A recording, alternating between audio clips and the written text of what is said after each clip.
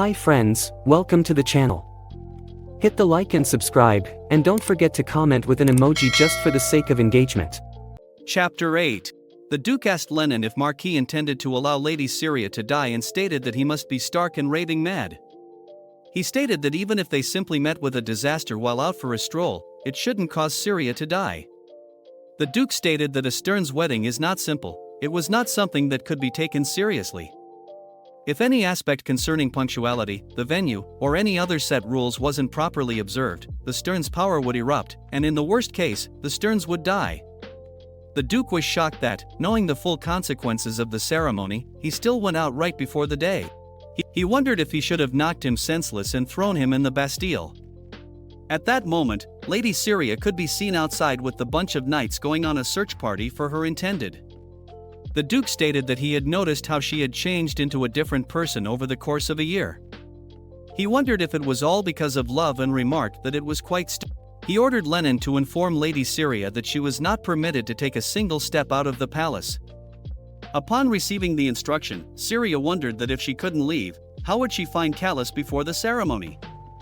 Just then, Abigail entered the room and reported that they were forced to hold the search for today, as the closer they moved towards the glacier, the more the blizzard intensified. They would continue as soon as the sun rose. Hearing that Syria was trembling in fear and wondered if Callus would be back before the ceremony, Abigail stated that the Duke had asked her to pass a message on to her, and he promised that he would get that wretch into the wedding hall even if he had to hogtie him and toss him inside himself, and told her that even if the day of the ceremony had come and she didn't hear the word, he asked Abigail to let Syria continue the preparations as normal. No matter what might come to pass, he promised that her wedding would proceed as planned. Upon hearing the words, Syria felt relieved and admired the Duke. Abigail said that all the Dukes mentioned were terrifying, and he was absolutely terrifying as he spoke. Syria knew that the High Church always spoke about punctuality, but she didn't know the reason for it. Abigail suggested that she didn't need to stress about it as Archduke would be joining the search himself. Syria consoled herself by stating that she had no doubt that Callus would come back and that she believed in him. The next scene showed that on the day of the wedding, the landscape was covered with fluffy white snow, and we heard Callus and Lena speaking to each other. Lena was asking Callus not to go out as it was too dangerous. She was wondering if Callus would propose to leave her alone or on her own. Callus, on the other hand, stated that there was hardly any time left before the ceremony, and on hearing that, Lena suggested that they postpone the ceremony for a day or two, as there was no way they would make it in time. Callus revealed that it was impossible when it came to a Stern's nuptials. Lena was showing her fake concern and asking what he meant. At that moment, Callus began coughing blood, and he understood that the wedding had already begun. Next we were brought to the wedding chapel, which was beautifully decorated with red carpets and ribbons. All the guests were sitting in the venue, and Syria could be seen standing alone at the altar. People were gossiping that the Marquis never returned, and apparently he was stranded, wondering if he ran away with the saint. A wedding without a groom was such a humiliation, especially for the bride. Among all the whispers, Syria was wondering when her fiancé would arrive, hoping he knew about what happened at these things. She was hoping that the rumors about Lena and him were not true. The priest present at the ceremony stated that the groom not being here wasn't the big problem right now because at this rate, Syria's divine powers were going to explode if there was any hindrance to the wedding. Abigail, upon hearing that, quickly asked the priest to repeat what he said. Suddenly, at that moment, Lady Syria's knees gave way as blood could be seen coming out of her mouth. She collapsed near the altar. Abigail called for her and tried reaching out but was stopped by the priest, who stated that this was a Stern ceremony and if Syria was touched out of turn now, her powers would become more ensnarled. Only the person who was supposed to attend the remaining commitments might do so, so everyone was wondering when Marquis Hanaton would arrive. All the priests gathered together to get ready to use their power if they had to. On the ground, Syria began to wonder if, even though she tried her very best to avoid a terrible ending from the original story, this was how she was going to die. While coughing blood again, she began to question herself, saying that it was all because she was just a villain. She didn't do anything to get in the main character's way, all she wanted to do was leave. Wondering what on earth did she do wrong? At that very moment the doors to the chapel swung open as the Duke could be seen coming towards Syria with bold steps. All the priests were asking him not to touch Syria. He boldly stated that it appeared that they were all about to die, and did they expect to solve anything by standing and going? He reached for Syria and picked her up in his arms and calmly asked her to get a hold of herself, as she could not die because dying would just be an injustice. Chapter 9. Holding Syria in his embrace, the Duke questioned whether it would be unjust for her to perish this way. Squeezing her hand, he stated that dying like this would be pitiful. Syria lost her consciousness, and the Duke ordered the preparation of the commitment ceremony at once. He stated that the stern ceremony would proceed as scheduled. Looking ferociously at the priest, he said that Syria would be saved by whatever means necessary. Syria was dreaming that she was running in an empty void, screaming that she wanted to leave, begging to not be killed soon. She could hear a voice calling her name. She woke up crying with the jolt and saw the Duke in front of her looking worried. He asked her if she was awake and touched her with his fingers. He stated that he really could not understand her. The Duke asked what on earth she was dreaming about that was making her weep so much. Syria didn't know that she was crying. After composing herself, she asked the Duke whether he was the one who was calling her name. Upon confirmation, the Duke asked about her dream. She told him that she felt like she was dying, to which the Duke asked whether she was afraid. She commented that everyone was afraid to die. When she asked about Callus, he ignored her, placing a wet cloth on her forehead. The Duke commented that after all of her antics, he assumed that she didn't fear such things. The Duke started wiping, claiming that she might have amnesia as she did not remember what happened during the ceremony. It was shown that the Duke swore an eternal oath to Syria, the recipient of the constellation's blessings. Syria sat up and asked whether they were husband and wife now, to which the Duke agreed. He said that the head of the house could not suffer the disgrace of losing a stern. Syria asked whether the Duke was aware of the fact that she could die before the ceremony. The Duke replied with a positive yes and stated that Stern's weddings were always strict affairs and it was customary for the head to prepare for such a scenario, but he also said that the fiancés were always informed as their other half would also be in danger if the ceremony was interrupted. She was shocked upon hearing it and asked him whether Callus already knew that she would die if he was late for the ceremony. Later, when Callus came to show his pig face, he entered the room as if he owned this place, swinging the door open and shouting Syria's name. The maids told him that the Duke had stated that no one should enter Syria's bedchambers without his permission. Syria asked the maid to leave her alone, as she wanted to have some discussion with Marquis. Once the maid left, Marquis asked Syria how she could marry another man, grabbing her shoulders roughly and questioning her choice of Duke of Berk of all people. Syria angrily slapped his face and blamed him because he didn't come, and now he dares to blame her for marrying another man? She told him that if it were not for the Duke, she would have died a horrible, agonizing death. On hearing her remarks, Callus was blushing, partly because of the slap and partly because of the fact that he knew that she would die, yet he still did not come. She asked Callus if that was actually what he wanted. Did he want her to die? Was that why he went strolling about with Lena? With tears in his eyes, Callus said that they ran into misfortune, he didn't choose not to come, and he was worried sick about her. Even in the face of a raging blizzard, he tried everything he could to get to her.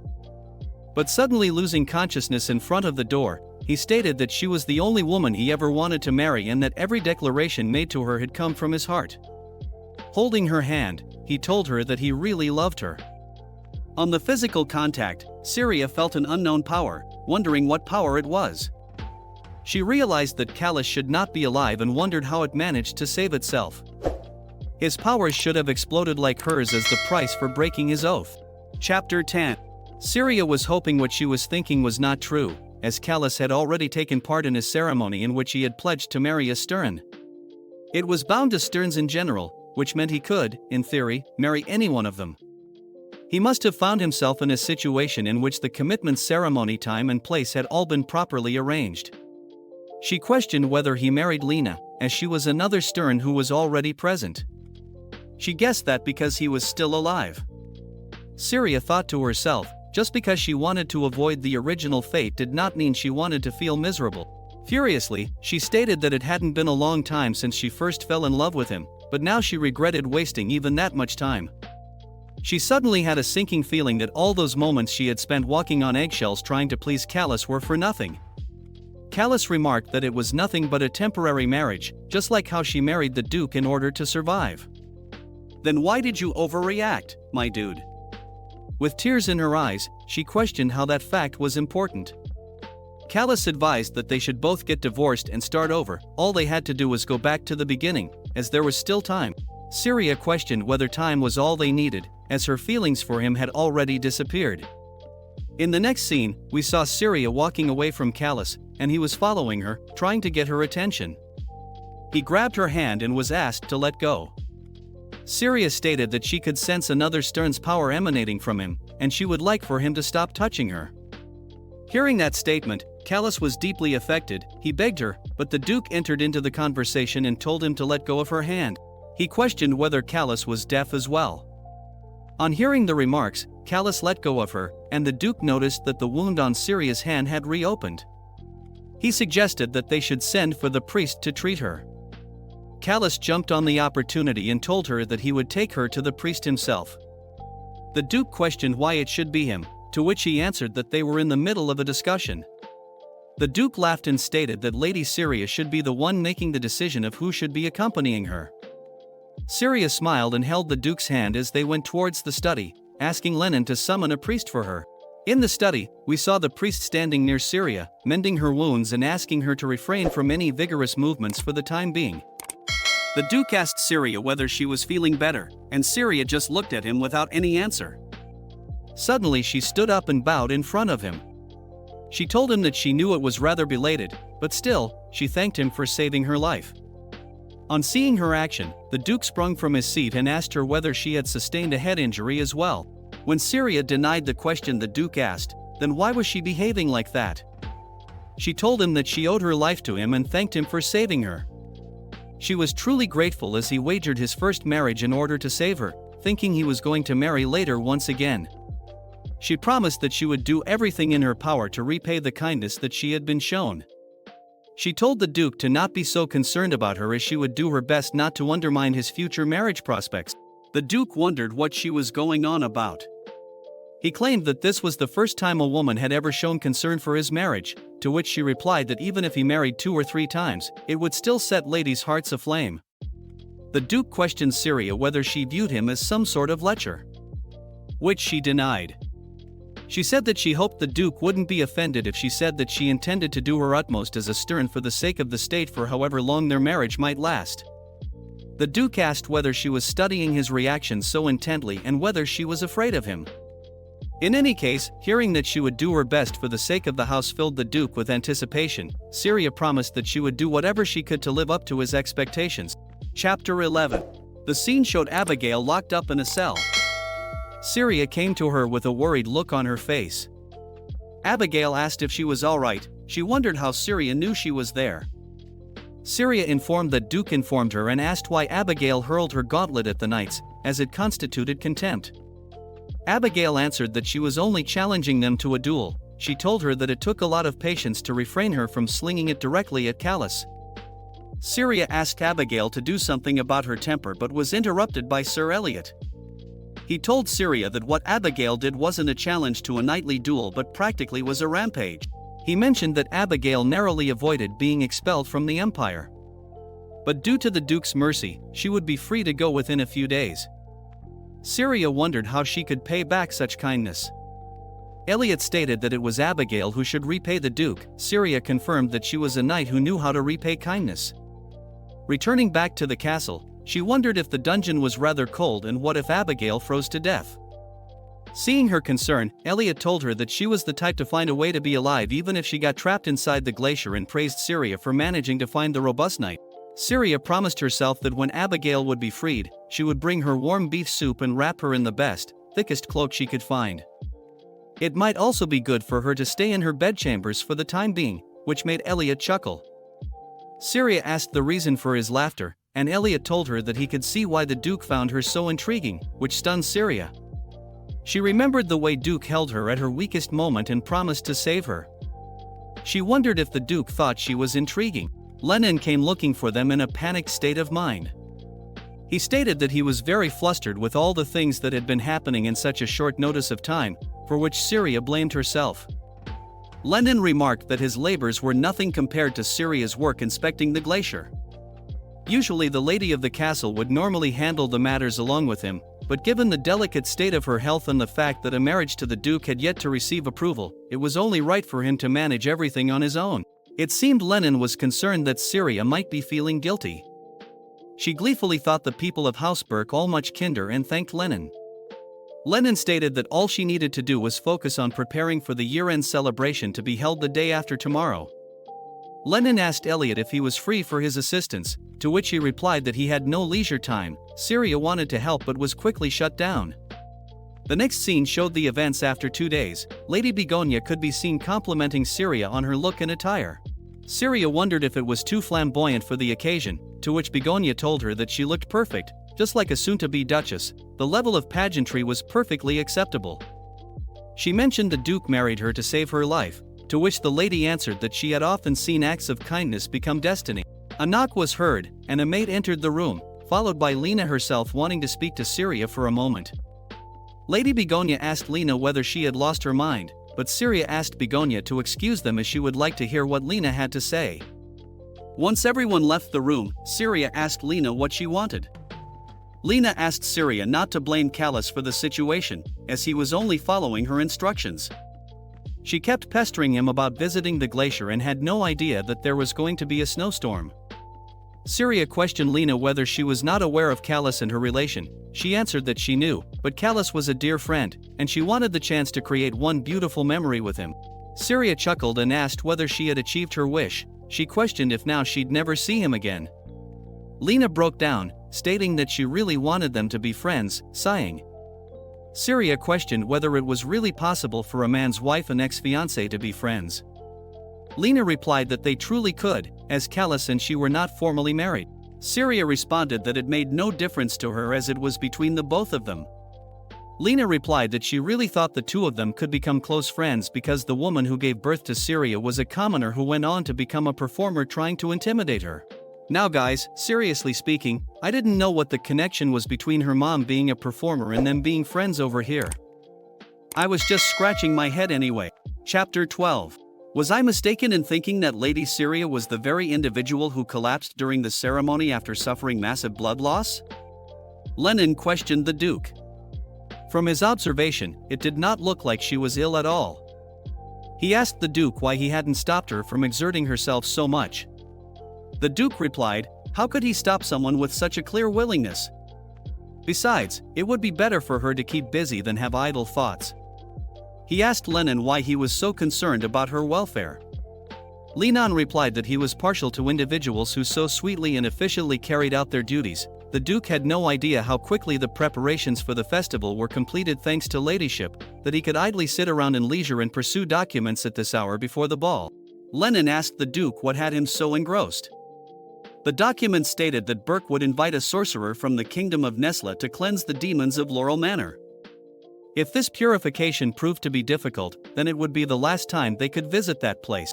Lenin asked the Duke if he would be taking Syria with him. He supposed he would because they were still husband and wife no matter the duration. Lenin said he looked forward to hearing what the demons would say when they saw Lady Syria. As the Duke left his study, Lenin questioned where he was going, to which he answered that the festivities were about to begin and it would be heartless if he neglected his own wife. While going to the ball, he met Callus in the hall near Syria's room. Callus told him that he was here to collect the saint.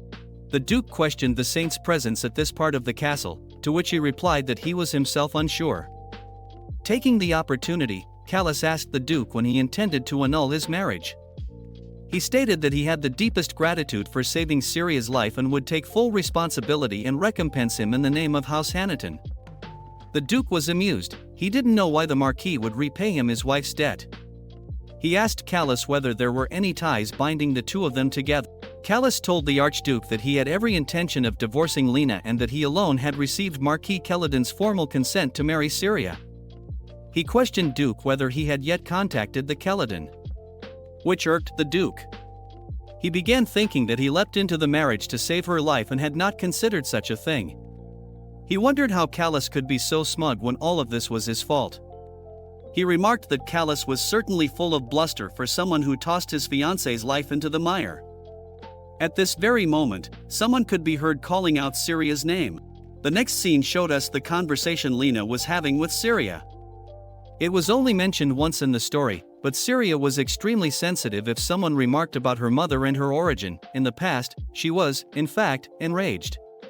The saint kept talking about her parentage, and Syria was finding it difficult to control herself from reacting to that. Suddenly, she raised her hands, and it looked like she had been slapped very hard. All the maids were shocked, and Lena winced. It turned out that Syria slapped herself to take control of her emotions, which shocked everyone and made Lena scream her name.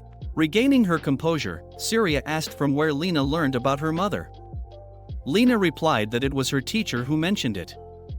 Leaning onto her chair, she asked Lena if her wise teacher had not mentioned that she despised any mention of her mother, or that they were considered grave insults between nobles. If something like that had happened a few days ago, she would have avoided this by any means, but she did not want to keep bending backwards for them anymore. Lena and Callus had taken turns screwing her over, and she just stood there and took it. She was the villain of the story, so was she not allowed to be angry? She wondered. She reminded her that no matter how many times Callus claimed their marriage was temporary, she was still the Marchioness of Honiton, a saint, and a stern like her. Someone of her standing could not go about saying whatever came to her mouth. Syria asked her to be mindful of the situation in the future and left the room. She wanted to go and tell the priest about all that happened but stopped. It wouldn't change anything. She decided to go back in her room and bumped into the Duke, asking him, what on earth was she trying to do? Chapter 13. Syria asked the Duke whether he was following her. The Duke replied that he had been behind her ever since she left the room. He was making enough noise to call attention to himself, but Syria must have been in deep thought to notice.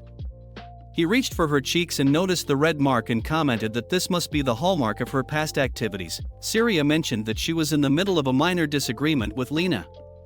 Seeing the concern on his face, she stated that it was nothing serious and wondered if he was going to ask about what happened, but the Duke didn't want to talk about her mother at that moment.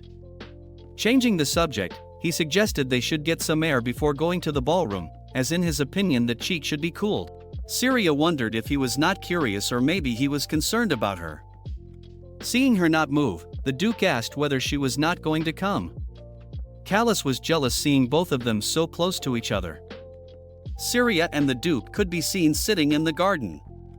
The evening sky was amber in color, and she was peeking glances at the Duke. The Duke asked why she was looking at him like that.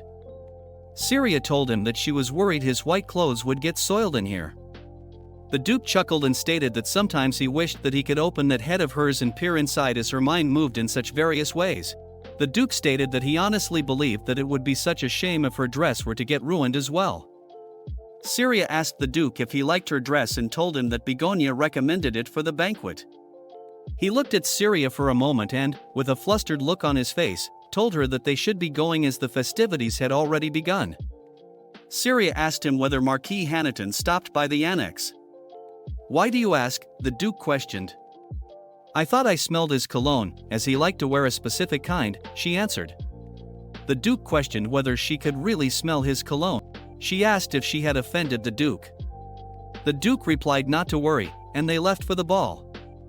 The Duke wondered about the fact that she could really smell his scent, wondering if she was really fond of that man.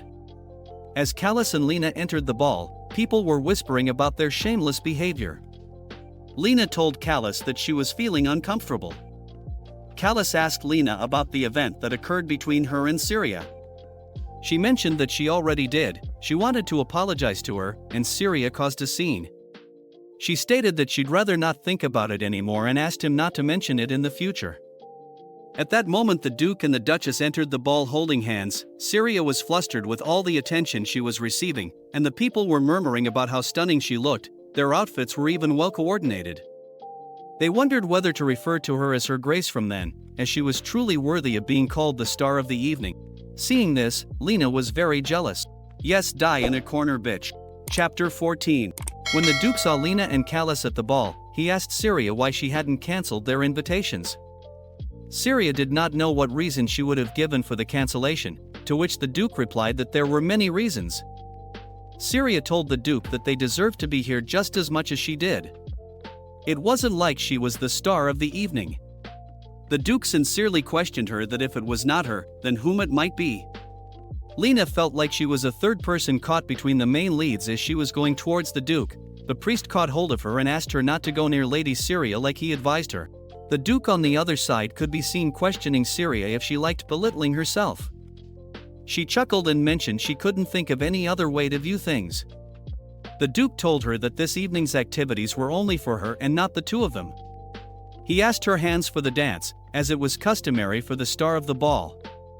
She took his hand, began the ball, and the music started playing. The both of them could be seen dancing together all over that dance floor. Lena asked the priest why Syria and the Duke were the only ones that were dancing. My God, why does she act like a spoiled brat? He answered that since the Duke was of extremely high rank, the House of Burke had been on the same level as the imperial family. Lena, getting curious, asked about her and Callus, and the priest stated that although they were also individuals of extremely high standing within the empire, the distinction between nobility and the imperial family was a strict one. A guard came to the priest and told him that Callus was looking for him. He excused himself from Lena and went to meet him. Lena, on the other hand, was thinking that it would have been better if she had chosen Rush. Later that evening, as Syria was heading towards a terrace to cool down and get some fresh air, she asked a guard guarding the terrace to not let anyone in. As she was relaxing, she sighed and thought that no one knew what the future held. A few days ago, she was certain she would be the Marchioness of House Hanaton if her marriage with Callus had gone smoothly. She wondered if she would be able to avoid Syria's fate and live a quiet, happy life. She had hoped that Callus's feelings were real, but in the end he still couldn't shake free his feelings for Lena. She wondered if everything else would follow the novel now. She also admired the Duke, and as she was thinking about everything, someone called out her name, and as she turned, she saw Lena standing there behind her. Lena told her that she wanted to finish the talk they had started previously. On the other hand, the Duke could be seen asking Lenin about Syria's whereabouts. Lenin replied that he believed she went on the terrace but was amused on hearing the Duke call her by name. Ignoring him, he asked whether he meant the Archduchess terrace. Lenin chuckled proudly and mentioned that although Syria at first didn't want to go there, he took the chance to reopen it as there was an Archduchess in the palace and forced her to visit the place to rest up a bit. Getting a little nervous, he hurriedly asked Duke if he overstepped his boundaries, but the Duke quickly dismissed his concern. He stated that she rarely had a chance to be alone, allowing her a moment to herself would be good. Back to Syria and Lena, we could see Syria asking Lena how she entered the terrace, as this was the Archduchess's terrace, and even the Archduke was not permitted to enter. Lena, interrupting her words, quickly stated that she told Callus that she wanted a divorce. She had heard that it was just as difficult for a Stern to be divorced as it was to get married for a Stern. Maybe they wouldn't be able to finalize things right away, but she promised to return what she had taken from her. The nerve of that bee. Syria, after hearing her claims, calmly stated that Lena had perhaps misunderstood. It wouldn't matter to her if they were to get a divorce or maybe even die. As for her, nothing would change. She no longer had any feelings for him. She quickly turned away from her and asked her what Lena wanted from her. But Lena said that she didn't want anything. Syria suddenly could smell a familiar smell wafting through the area and understood Callus was nearby, hearing their conversation. But suddenly Lena shouted that she knew that she was not important here. "Yas girl, know your place in SHOA." She stated that she felt like a third person caught between them. Hearing those words shocked Syria, as those were the exact words she had told the Duke earlier. She wondered why she chose to say those exact words now. She never wanted to butt heads with Lena. She already knew Lena was the main character and was fine with it. All she wanted to do was to survive. Wanting to get away from this unfortunate situation, she sternly asked Lena if she knew Callus was standing nearby, and she knew that Lena could see him more clearly from where she was standing, so why would she say something like that in front of him?